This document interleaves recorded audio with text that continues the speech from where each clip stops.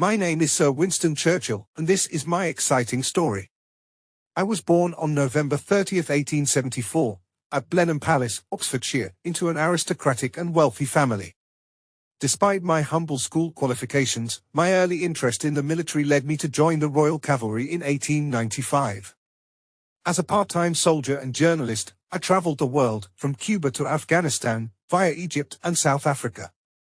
I was elected as Conservative MP for Oldham in 1900, before moving to the Liberal Party in 1904, where I rose through the ranks of the Liberal government over the next decade. I served as First Lord of the Admiralty, the civil and political head of the Royal Navy, during the disastrous Gallipoli campaign, which I created and for which I was harshly criticised. As a result, I resigned from this position and headed to the Western Front to fight in person. In the interwar years, I returned to the Conservative Party.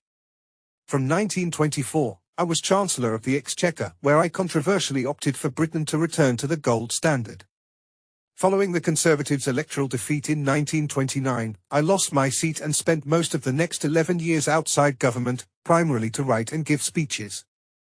Despite being virtually alone in my staunch opposition to Indian independence, my warnings against the appeasement of Nazi Germany proved accurate when World War II broke out in 1939. After Neville Chamberlain's resignation in 1940, I was elected to succeed him as Prime Minister of an all-party coalition government.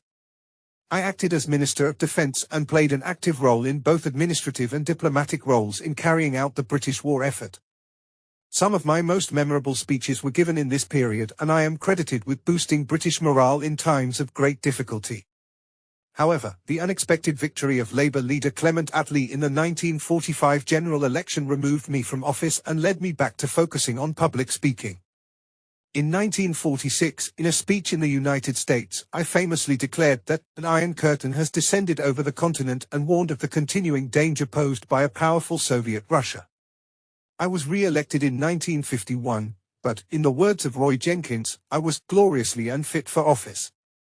My declining health and less decisive leadership marked my second term.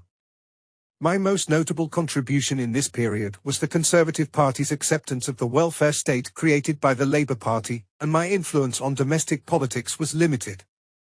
My subsequent attempts to reduce the growing Cold War through personal diplomacy had no significant results and, due to ill health, I was forced to resign in 1955, handing over the position to Anthony Eden, my Foreign Secretary and Deputy Prime Minister.